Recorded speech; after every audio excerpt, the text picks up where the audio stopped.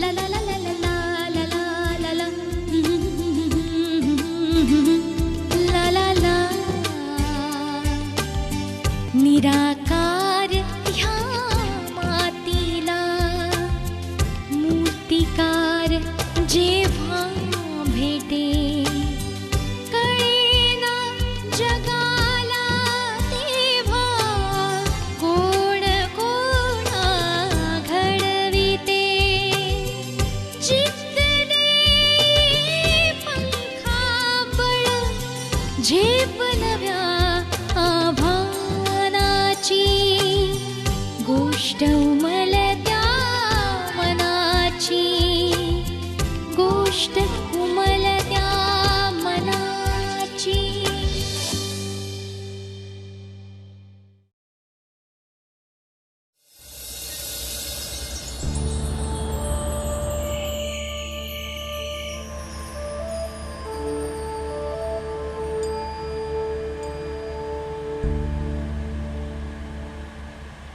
प्रियाप्पा, तुम्ही कधीपासून बोलावता, पण मी मनावर घेत नाही अशी तक्रार होती ना तुमची. मी येते आता. किती दिवस येते, काय येते, येऊन काय करणार आहे मला काहीच माहित नाही.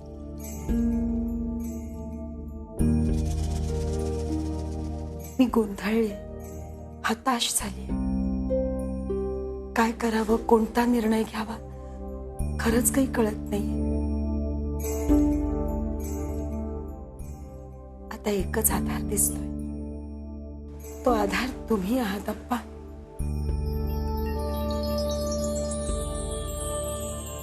मी येते अप्पा. जा, खुशाल जा. या शाळेतून बाहेर पडलात तर जाणार कुठे तुम्ही? नोकऱ्या सहजासहजी मिळत नाहीत आजकाल.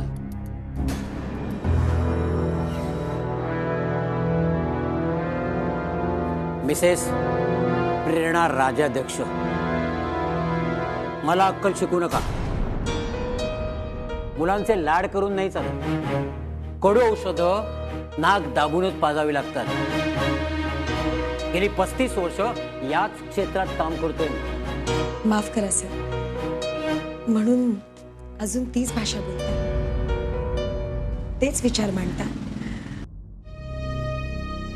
मला असं म्हणायचं होतं की शिक्षणाबद्दल मुलांना गोडी वाटली पाहिजे, शिक्षकाबद्दल आदर वाटला पाहिजे, ओढ वाटली पाहिजे. असं नाही वाटत आपल्याला? मिसेस राजाध्यक्ष, आम्हाला आमचे मास्तर वेताच्या छडीनं फटकवायचे, म्हणून आम्ही या पदापर्यंत पोहोचलो आहोत. प्रेम करत नव्हते बसले त्या आमच्यावर. व्याकरण पाठ करून घ्यायचे, घोकून घ्यायचे, प्रत्येक शब्द तोंडपाठ असायचा. म्हणून फक्त शब्द शिकलात सर, अर्थ नाही. कादंबऱ्या लिहा तुम्ही, कादंबऱ्या. आणि मास्तर की द्या सोडून. दगडावर छिन्नी हाणून मूर्तिकार जशी मूर्ती घडवतो ना, तशी मुलं घडवायची आहेत मला.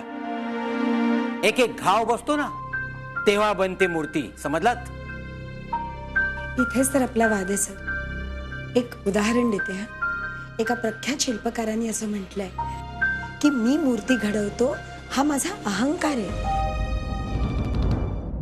प्रत्येक दगडामध्ये मूर्ती लपलेली असते.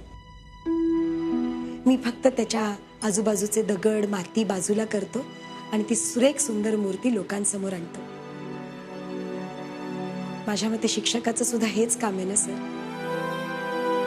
प्रत्येक मुलामध्ये गुण असतात, आपण ते नेमके गुण शोधायचे असतात आणि त्यांना वाढवून त्या मुलाचं ते सुरेख चित्र लोकांसमोर आणायचं असतं. हो की नाही?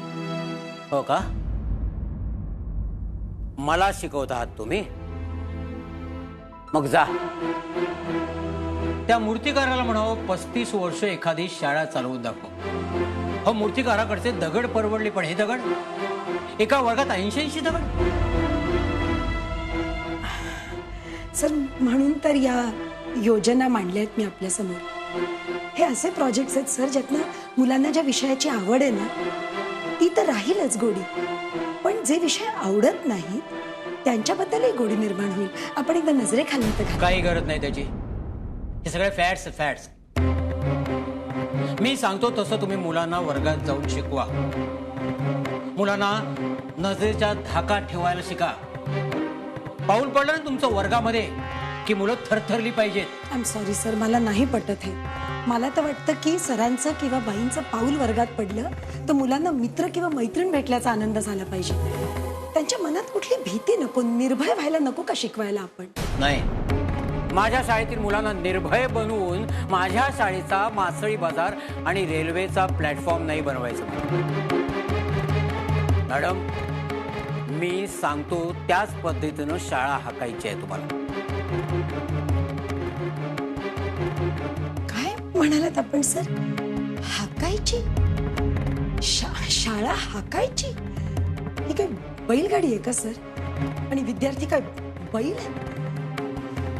सॉरी सर, मला नाही पटत, मला नाही जमायचं आहे.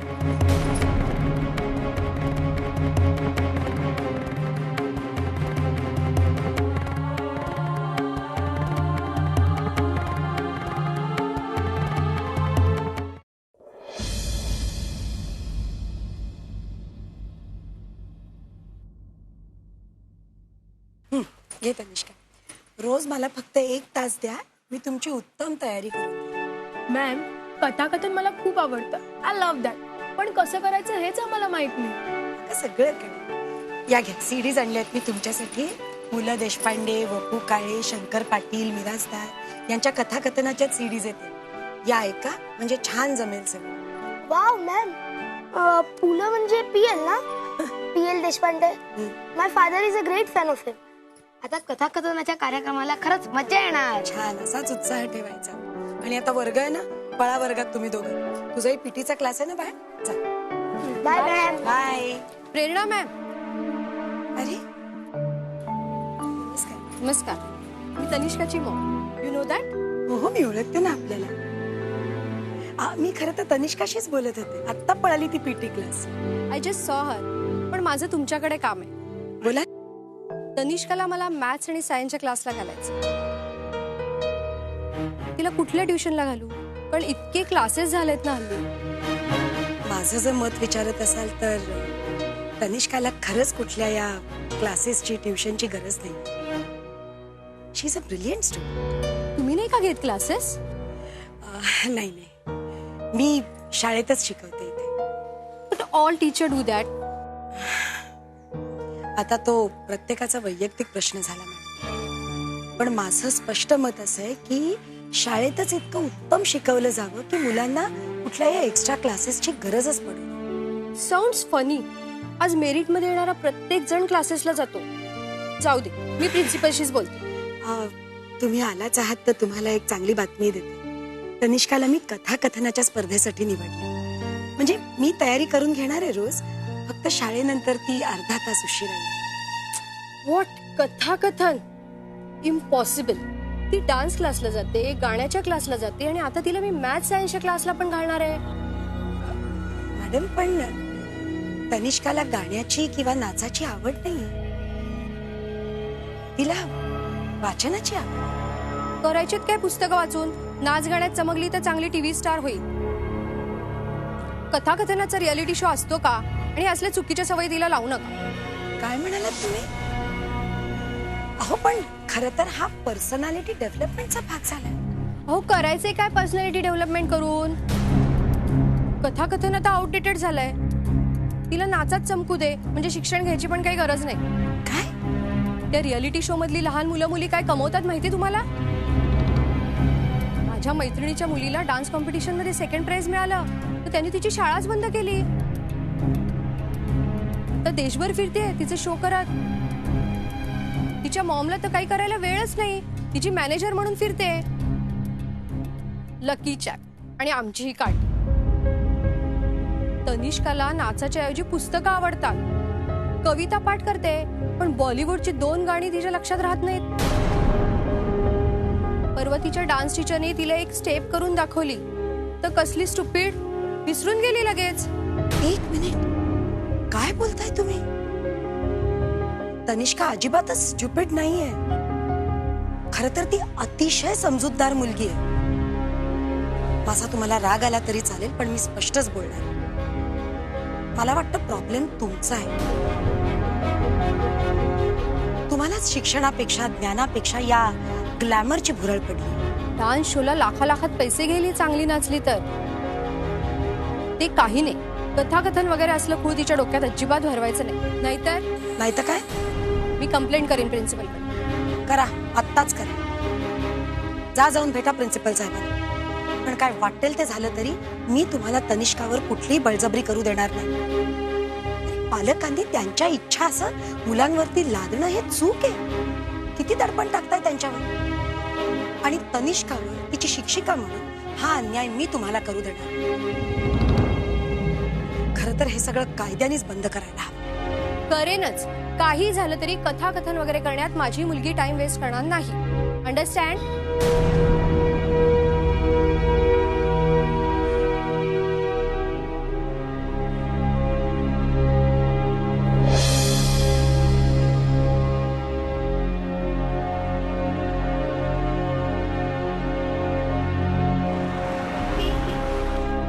आप्पा ही एका खासगी ट्रस्टनं चालवलेली खासगी शाळा आहे. इथले नियमही त्यांचेच, कायदेही त्यांचेच.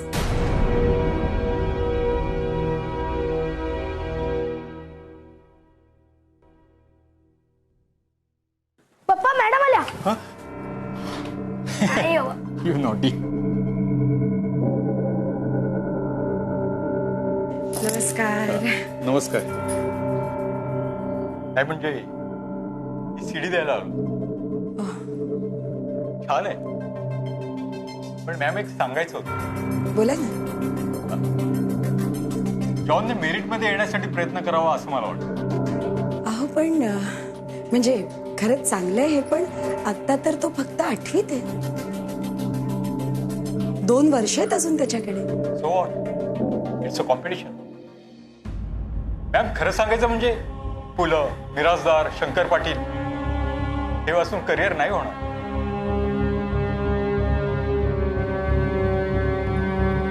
फार मोठा आनंद त्याच्यापासून हिरावून घेताय असं नाही वाटत आपल्याला. महत्वाचं काय, आनंद की करिअर? मॅम तुम्ही इतकं पॉप्युलर आहात, पण प्रायव्हेट ट्युशन्स घेऊन ही पॉप्युलरिटी कॅश का नाही करत? ते नियमात बसत नाही म्हणून. नका बसेल, सगळेच घेतात. अहो दुसऱ्याच्या नावावर दाखवायचा क्लास. बरं येऊ. चल John. Sorry madam.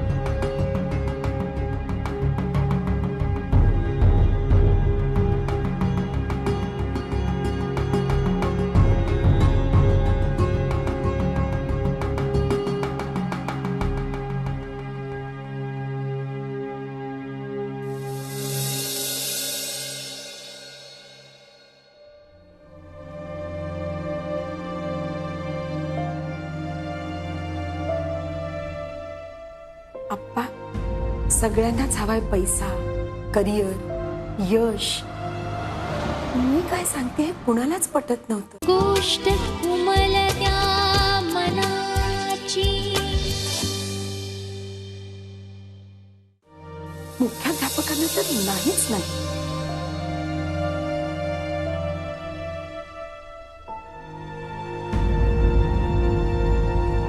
Mrs Rajadhyaksha, तुमच्याबद्दलच्या तक्रारी वाढत चालल्यात. मुकाट्याने या, शिकवा आणि घरी जा ना. पण नाही, तुम्हाला नवीन नवीन कल्पना सुचतायत आणि मुलांना त्यातूनच घडवायचंय. कशाला नसत्या त्या भानगडीत पडताय तुम्ही? हो, हे तुम्ही बोलताय सर? हो, कथाकथनाच्या स्पर्धा, वाचनाचे धडे हे सगळं निरर्थक आहे. माझ्या शाळेतल्या जास्तीत जास्त मुलांनी मेरिटमध्ये यायला हवं असा माझा आग्रह आहे. रॅट रेस आहे. जिंकणारा प्रत्येक घोडा हा माझ्या शाळेतलाच असायला हवा असा माझा आग्रह आहे. आय एम सॉरी सर, पण मला वाटतं की आपले मुळातच मतभेद आहेत. यासाठी नाही आले मी या पवित्र व्यवसायात. उत्तम शिक्षण, डिग्री, क्वालिफिकेशन असून मी जाणीवपूर्वक शिक्षकी पेशात आले. हो, तेच मला कळत नाही. एवढं क्वालिफिकेशन असताना मास्तरकी कशाला करायला हवी? मला तर वाटतं क्वालिफाईड लोकांनीच या व्यवसायात यावं. कारण ही काळाची गरज आहे. आपल्यावरती नागरिक बनवण्याची पवित्र जबाबदारी आहे, मेरिट लिस्ट मध्ये मुलं आणण्याची नाही. म्हणून तर जपान हा देश इतका पुढे आहे आज, कारण तिथे शिक्षकाला फार महत्व आहे. जपानचे प्राईम मिनिस्टर सुद्धा शिक्षक पाहिला की वाकून नमस्कार करतात. कारण देशाचे नागरिक ते घडवतात, देशाचं भविष्य ते ठरवतात. आणि मला तर प्रांजळपणे असं वाटतं सर की आपल्या देशातही लाखो शिक्षक असेल जे या शिक्षकी पेशाकडे धंदा, व्यवसाय म्हणून नाही तर समाजकार्य म्हणून बघतात. म्हणून तर आपला देश आज ताठ मानेनं उभा आहे जागतिक पातळीवर. हो का? मग जा ना, त्यांच्यात सामील व्हा. आणि तुमचा जो काय व्यक्तिगत विकास वगैरे काय करायचा असेल ना, तो तिकडे जाऊन करा. गेली 25 वर्ष ही शाळा मी चालवतोय. आणि एक लक्षात ठेवा, नोकऱ्या रस्त्यावर पडलेल्या नाहीत.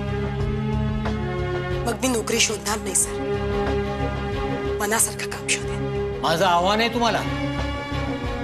वर्षभर उंबरठे हे झिजवून तुम्ही पुन्हा इथेच याल, माझ्याच संस्थेत. नाही येणार सर. आणि स्वीकारलं मी तुमचं आव्हान.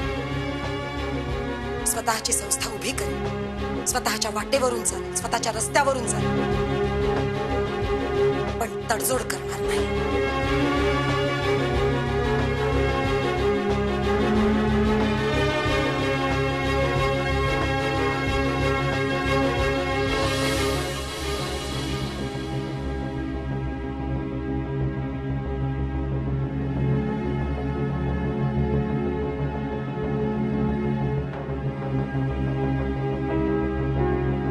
सर, हा माझा राजीनामा. मुख्याध्यापक साहेब, शिक्षण संस्था या गोंडस नावाखाली तुम्ही हे जे दुकान काढलंय, चकचकीत पॉश 4 मजली दुकान, शिक्षण विक्रीचं दुकान, या दुकानात शिक्षणाची विक्रेती म्हणून उभं राहिला ही प्रेरणा विकास राज्याध्यक्ष नकार देते आपल्याला. पैसे कमावणारी मुलं निर्माण करणारा हा जो कारखाना आहे ना तुमचा, त्या कारखान्यात मी नाही काम करणार. आणि तुम्हाला शब्देवर सांगते साहेब, स्वतःची उत्तम शिक्षण संस्था मी काढून टाकते, जिथे ज्ञानदानाचं पवित्र काम केलं जाईल. या पवित्र व्यवसायाचा धंदा नाही केला जाणार. पुन्हा इथे पाऊल टाकणार.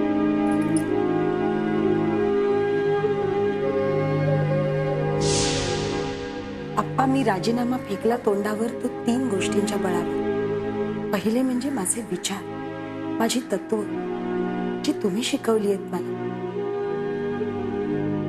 गोष्ट उमलत्या मनाची. आणि दुसरा माझा विकास, पण तो तर बोलायलाही तयार नाही. माझी मतं नाही पटत त्याला.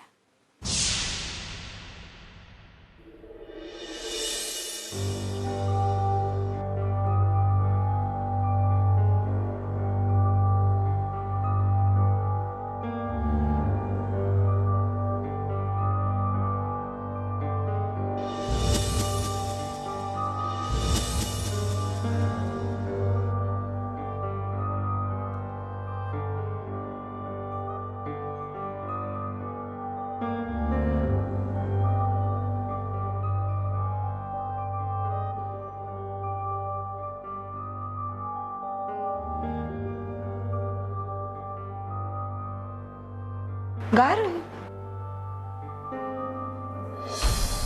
तू राजीनामा द्यायला नको होतास. काय चूक केली मी? चूक केली आहेस तू. तू नव्हतास तिथे. ते काय बोलले माहितीये तुला? ते म्हणाले मला मुलं फक्त मेरिट लिस्ट मध्ये आलेली हवी आहेत. त्यांच्या व्यक्तिमत्व विकासाबद्दल मला काही घेणं देणं नाहीये. अरे त्यांनी धंदा उघडलाय शिक्षणाचा, व्यापार करतायत ते शिक्षणाचा. त्यांना शिक्षणाची नीती मूल्य म्हणजे ते पवित्र कार्य वगैरे असा कुठलाही वसा नाहीये त्यांचा. उद्धटपणे मला म्हणाले एवढं शिकल्यात तुम्ही, शिक्षिकेची नोकरी कशाला करताय? काय बोलू मी विकास? अरे त्यांना मुलं निर्भय वगैरे झालेली नको आहेत, पिढी घडवायची नाहीये त्यांना. ते म्हणतात की मुलं निर्भय झाल्यावरती मला माझ्या शाळेचा प्लॅटफॉर्म किंवा मासळी बाजार करायचा नाहीये, असे विचार आहेत त्यांचे. शाळा हाकायची म्हणतात. ज्ञानदानाचं पवित्र काम नाही करायचंय त्यांना. कसं करू मी त्यांच्याकडे काम? तू ओळखतोस ना मला. It's just impossible. काय चुकलं त्यांचं?